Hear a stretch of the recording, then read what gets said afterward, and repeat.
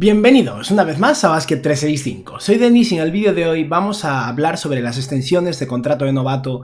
Esto es un vídeo que grabo cada año donde hablo de los jugadores que han finalizado su tercera temporada en la NBA y que fueron picks de primera ronda, porque son, unos jugadores que están en unas circunstancias muy específicas, dado que pueden firmar una renovación inmediatamente, con lo que les queda un cuarto año de contrato cobrando su salario actual de pick de primera ronda y tras eso ya pasan a su siguiente salario y siempre, nos encontramos los típicos jugadores que son muy sencillos, ¿no? Que firman un máximo y ya está, o que firman una cifra muy potente. Luego nos encontramos esas sorpresas más Peyton Pritchard, Sig Nagy, ¿no? Que se quedan en esos términos medios.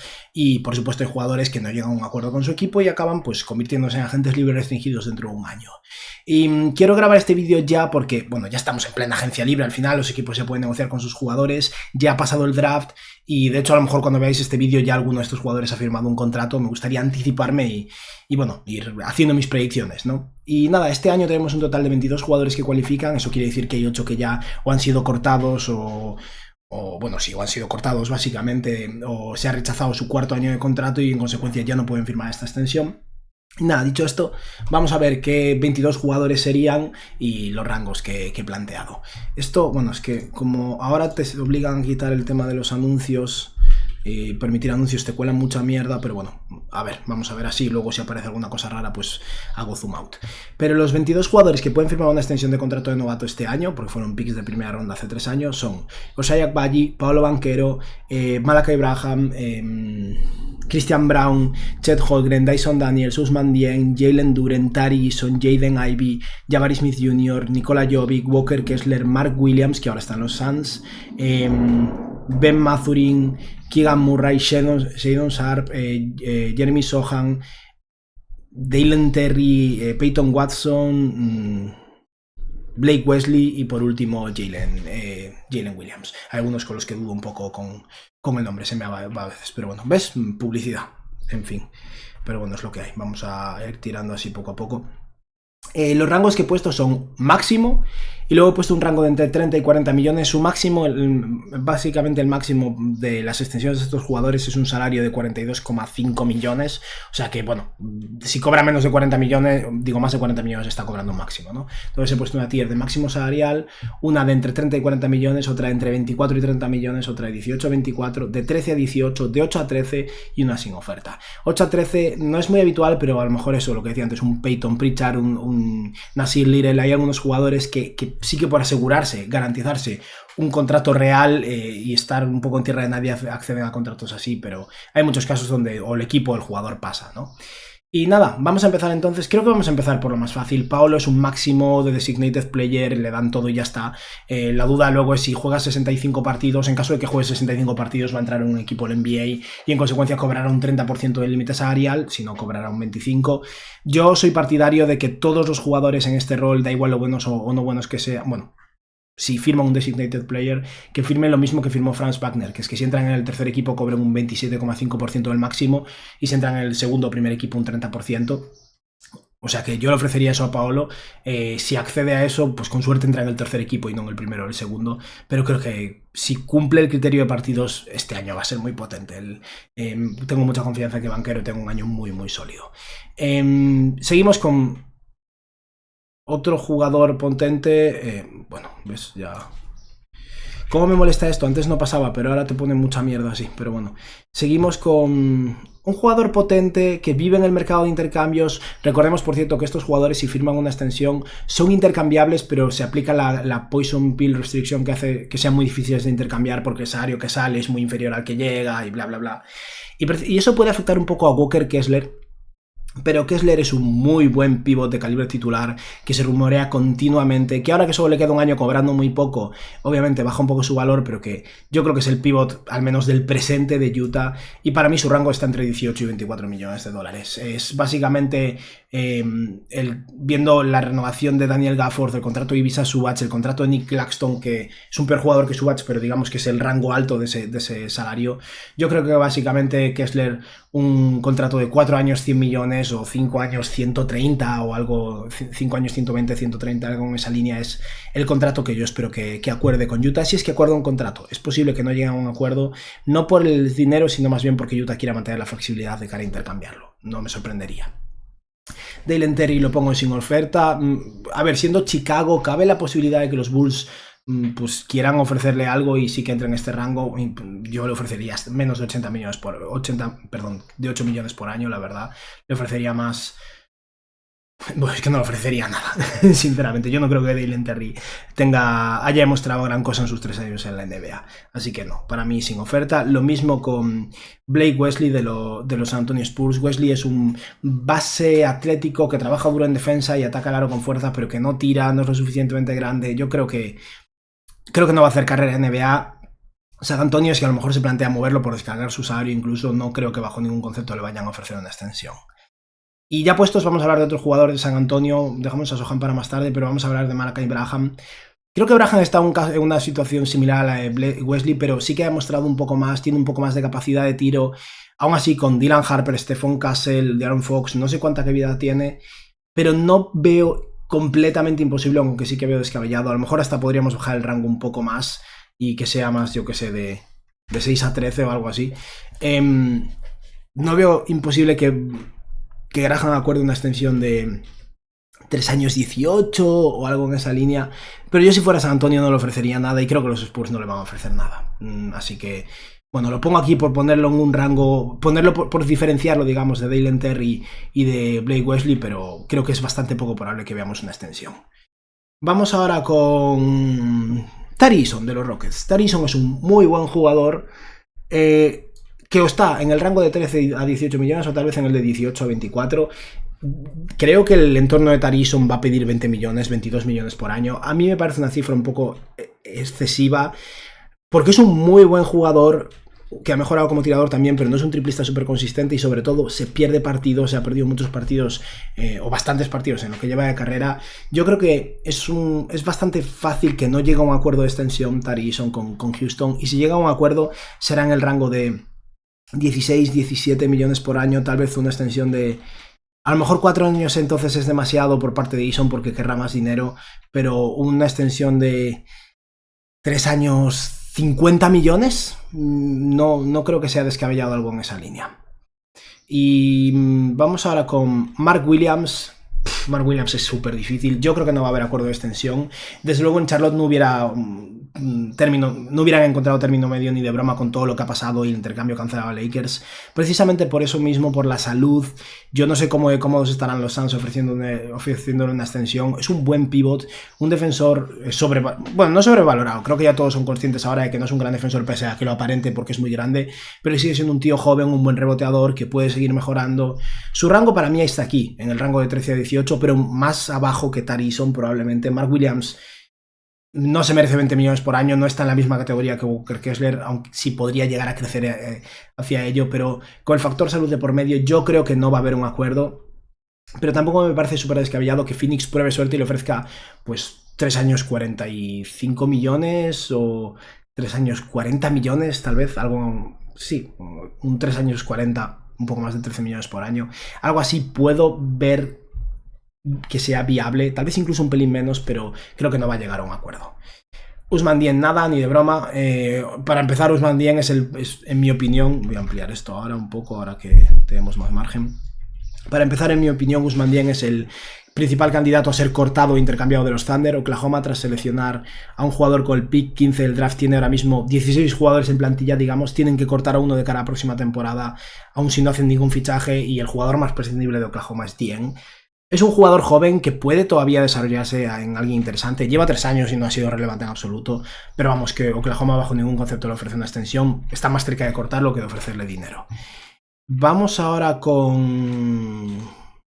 No sé si lo escucháis, pero el viento hace que se mueva la persiana. Espero que no se haga ruido. Voy a cerrar mejor. Vamos a hablar ahora de Jalen Duren. Duren para mí está en la misma categoría que Walker Kessler. Yo considero a Duren un peor jugador que Kessler. Sí que es cierto que tal vez tenga un techo más alto, o lo aparente como mínimo, porque es un gran atleta.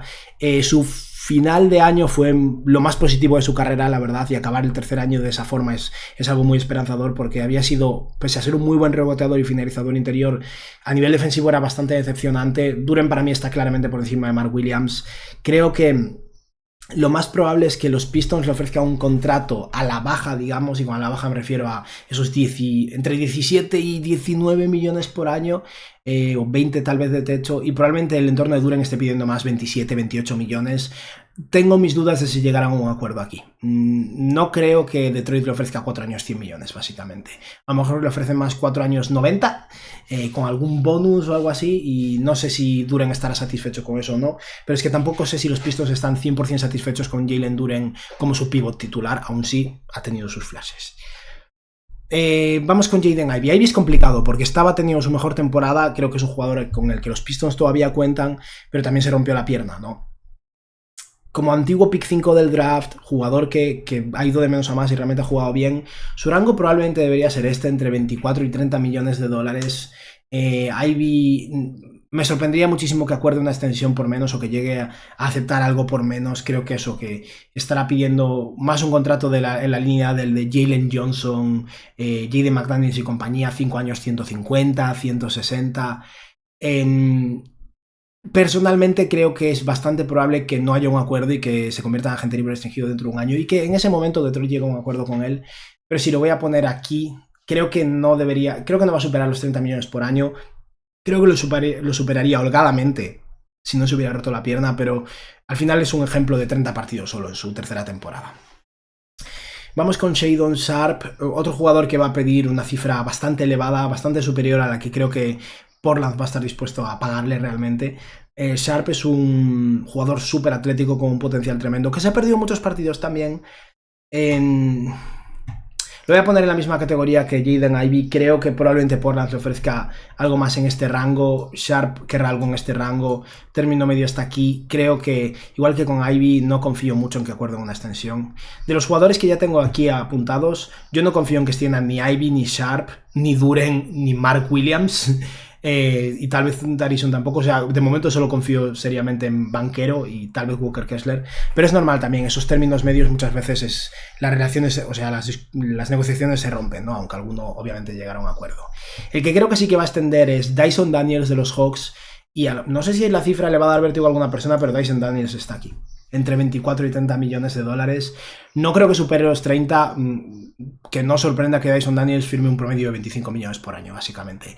Estamos hablando de un primer equipo All Defense muy joven que ha tenido desarrollo ofensivo, que es el jugador ideal complementando a Trae Young. Estos Hawks están en ascenso, están haciendo unos muy buenos movimientos recientemente, quieren competir con la llegada de Porzingis también, y creo que le van a pagar a Daniels. En caso de que le ofrezcan 20 millones de promedio por año o algo así, a lo mejor Daniels lo toma y ya está, porque es cierto que ha tenido alguna lesión en su breve carrera, pero yo creo que es muy viable que si no firma un promedio de más de 25 millones por año, que no firme nada y se vaya a agencia libre restringida. También es cierto que si tiene un año flojo a nivel ofensivo esta temporada puede perder dinero y eso aumenta las posibilidades de que veamos un acuerdo. Creo que es más probable que veamos a Daniels renovando que a Ivey o a Shadon Sharpe. Holmgren es fácil, es un máximo. Hay un argumento, de hecho, mira, vamos a hablar de los dos jugadores de Oklahoma a la vez. Jalen Williams y Chet Holmgren. Jalen Williams 100% firma el mismo contrato que Paolo Banquero. Un máximo, 5 años, sin opción del jugador en el quinto año, es lo que yo pediría siempre con todos en estos casos, 5 años garantizados y ya está. Pero un máximo de 5 años que si entre Designated Player Extension, básicamente. Si entra un equipo en NBA, gana hasta un 30%. Yo pondría esa cláusula de si es tercer equipo, un 27,5, sería lo ideal, porque Jalen Williams ya este año entra en el tercer equipo y quién sabe cómo va a acabar el año que viene, pero eso, a un jugador como J-Dub, con el rendimiento que ha tenido esta temporada, no pueden ofrecerle menos, se meterían en problemas. Y Chet, tal vez podríamos ver un contrato de Chet Holmgren más en la línea del de Desmond Bane, que era casi un máximo, pero un pelín menos y sin cláusulas. A lo mejor es 40 millones por año en vez de un máximo, pero creo que se va a meter en una situación complicada. Y creo que al final vamos a Chet firmando máximo también. Estamos hablando de más de un pick 2 del draft, del mejor defensor de su equipo. Para mí es un mejor defensor que Lu Dort o que Jalen Williams, aunque este año, pues por las lesiones, estuvo lesionado. Si hubiera estado sano y como mañana fuera de la ecuación, creo que Chet Holmgren se llevaría el premio por encima de Evan Mobley, por ejemplo. Al final me parece que los tres van a firmar máximo. Por cierto, no puse la tilde aquí, me está molestando. Me acabo de dar cuenta ahora, perdón para los que lo hayan visto y hayan estado sufriendo hasta ahora, lo siento. También es cierto que está bastante pequeña la tier list, entonces a lo mejor no es que os molestara. Pero vamos, que los dos jugadores de Oklahoma firmaron máximo. Tal vez Chet, no 100%, Jalen Williams sin lugar a dudas. Seguimos con Peyton Watson. Peyton Watson para mí está aquí. Creo que los Nuggets no le van a ofrecer nada, pero si firma algo va a estar en la línea de... O sea, si acuerda algo con los Nuggets, es un contrato bajo, con lo que él se asegura dinero. Recordemos que Watson fue el pick 30 del draft, o sea que ha ganado poco. No poco para un ser humano normal, pero sí poco para un atleta de élite jugando en la NBA, ¿no? A lo mejor sí que vemos un contrato más en la línea de 3 años, 33 millones o algo así. Eso... no lo veo súper descabellado, pero creo que lo más probable es que no lleguen a un acuerdo. Y más que esto me sorprendería. Peyton Watson, yo si fuera el entorno de Peyton Watson, por su versatilidad defensiva y su edad, que es todavía muy muy joven, estaría pidiendo 15-16 millones y no creo que Denver llegue hasta ahí.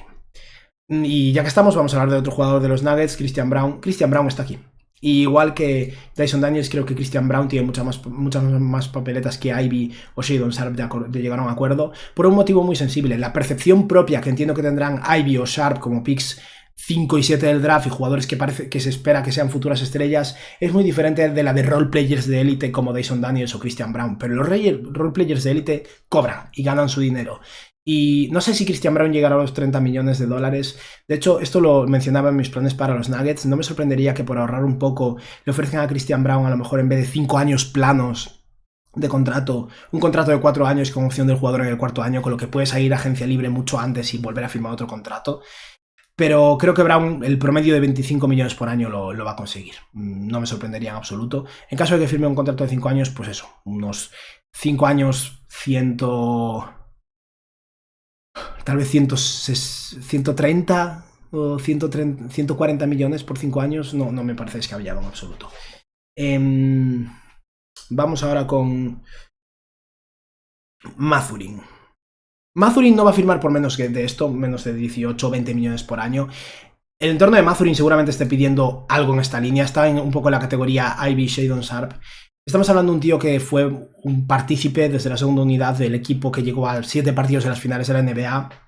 Un jugador que tiene partidos muy buenos y otros muy malos también, pero un tío con mucho potencial, un jugador muy joven todavía, que creo que es casi imposible que llegue a un acuerdo. Creo que, un poco como pasaba con Kuminga el año pasado, creo que la percepción de Mathurin de sí mismo es muy superior a lo que es como jugador o a lo que vale ahora mismo para Indiana. Los Pacers además son un equipo caro. Creo que Indiana a lo mejor le pone sobre la mesa pues 4 años, 80 millones y si accede, maravilloso. Si no, ya se verá en agencia libre restringida o posiblemente en febrero esto en otro equipo. Nikola Jovic es un jugador de este rango para mí, entre 13 y 18. Jovic es un buen jugador que no ha tenido tantas oportunidades, pero que poco a poco se está ganando a pulso su espacio en los Heat. Yo creo que en este cuarto año va a empezar a brillar bastante. Miami creo que sí que estaría bastante cómodo, o sea, los Heat creo que estarían bastante cómodos ofreciéndole pues 4 años, 60 millones y yo creo que... O sea, más que eso no lo ofrecería, pero creo que un promedio de 15 millones por año por Jovic no va a estar mal en absoluto. Y un jugador al que veo en la misma categoría básicamente es el Serge Agbaji. Agbaji es un buen 3&D, es un buen jugador. Creo que eso que de estos 4 que veis aquí, Eason es el que más dinero va a pedir y el que más se merece más dinero probablemente. Pero Toronto le debería ofrecer, bueno, ahora Toronto sin Ujiri a ver qué hacen, espero que no se vuelvan locos y le ofrezcan 80 millones por año, bueno, 80 millones por 4 años, pero Toronto debería ofrecerle a Agbaji eso, 4 años, 60 millones y creo que sería un buen término medio para todos, es un buen 3&D. Y quedan Jabari Smith, Keegan Murray y Jeremy Sohan. Yo a Sohan lo veo aquí, no creo que San Antonio bajo ningún concepto le vaya a ofrecer algo en esta línea, yo a Sohan lo veo aquí. Va a recibir una oferta, no es que los Spurs no lo quieran en absoluto, pero creo que es muy fácil que no llegue a un acuerdo. Creo que los Spurs le ofrecerán 15 millones por año, algo en esa línea, y me parece que no van a acordar nada. He de decir que si resulta que son más fans de Jeremy Sohan de lo que algunos creemos a estas alturas, que no sorprenda que firme 20 millones por año, porque este tipo de jugadores grandes, versátiles a nivel defensivo y con capacidad de mover un poco el balón tienen valor. El problema es que su tiro para mí le baja al mercado, o su falta de tiro, ¿no? Y luego llegamos aquí a Keegan Murray y Jabari Smith. Creo que los dos entran en la misma categoría que es esta de aquí. Jabari Smith probablemente debería estar en el mismo grupo que Tarison, pero la elección de draft cuenta. El haber sido un pick 3 de draft cuenta, también parte de un salario más alto, con lo que va a necesitar o va a exigir más dinero para realmente asegurarse esa renovación ya, si no estará más cómodo esperando agencia libre restringida dentro de un año. Jabari Smith, si renueva con Houston, será por 20-22 millones por año. Y Murray para mí está aquí con perspectivas o posibilidades de incluso escalar un poco más. El problema es que su tercer año no fue el más potente. Su rol en Sacramento se vio un poco mermado, ¿no? Por la llegada de DeMar DeRozan, Zach LaVine y compañía. Uy, creo que sí, bueno, no, sí, ya no hay más nombres, así que eso le perjudica un poco, pero creo que sí que Keegan Murray estará cómodo con 20-22 millones por año. Si al final la renovación es un poco superior a lo esperado, unos 25-26, no me parecería tan sorprendente, pero no creo que más bien este será el rango. Y nada, ya está, con esto hemos acabado por hoy. Los jugadores que aspiran a caer en este rango, pero creo que no van a llegar a un acuerdo con su equipo, son Ivy, Sharp, y cabe la posibilidad de que Mathurin, pero no creo que vaya a ocurrir. Pero sí, estas son mis predicciones de las extensiones de contrato de novato para Agencia Libre 2025. Un máximo para Paolo Banchero, Jalen Williams y Chet Holmgren, en un salario promedio de entre 24 y 30 millones de dólares para Dyson Daniels, Christian Braun, Jaden Ivey y Shadon Sharp. De estos creo que Ivey y Sharp no llegan a un acuerdo.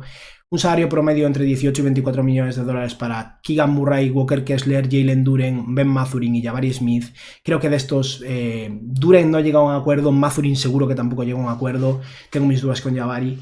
Un salario promedio de entre 13 y 18 millones de dólares para Tari Eason, Mark Williams, Nikola Jovic, Ochai Agbaji y Jeremy Sohan. Creo que Sohan no llega a un acuerdo, creo que Agbaji es posible que sí, creo que Jovic es muy probable que sí, creo que Mark Williams tal vez ni reciba la oferta, pero si la recibe debería aceptarla por el tema médico, mejor asegurarse el dinero. Y creo que Eason tal vez no acepte porque pida más dinero. Y luego en el rango de posible renovación, pero muy a la baja, Malachi Braham y Peyton Watson. Creo que Braham ni de broma. Creo que es muy posible que de hecho San Antonio no se le ofrezca. Si se le ofrece algo a San Antonio, Braham debería lanzarse. Pero sí que lo veo por encima de Dalen Terry, Blake Wesley y Usman Diem, por eso lo pongo aquí. Y luego está Peyton Watson que no debería aceptar una oferta porque creo que en la agencia libre restringida dentro de un año tiene mucho potencial de ganancia, pero habrá que ver qué ocurre ahí. Y nada, ya está, con esto hemos acabado por hoy. Decidme vosotros qué os parece, dónde pondríais a estos jugadores. Y bueno, como siempre vamos a hacerle una mención a todos esos miembros del canal. Muchísimas gracias a todos por vuestro apoyo. Y vamos también a responder una preguntilla y ya acabamos. Y la pregunta esta, o el comentario este, es de Yagoba Torres, creo que es. Y dice, lo de Izan Almansa es para analizar despacito, Elige G-League Ignite sobre NCAA en un equipo del que va a ser tercera o cuarta opción y claro, se la pega, 100%, le fue muy mal.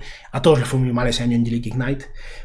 Pasa de ser lotería a bajar mucho en un draft flojo y su siguiente paso es irse a Australia, donde tampoco hace gran cosa y vuelve a caer hasta fuera de la segunda ronda.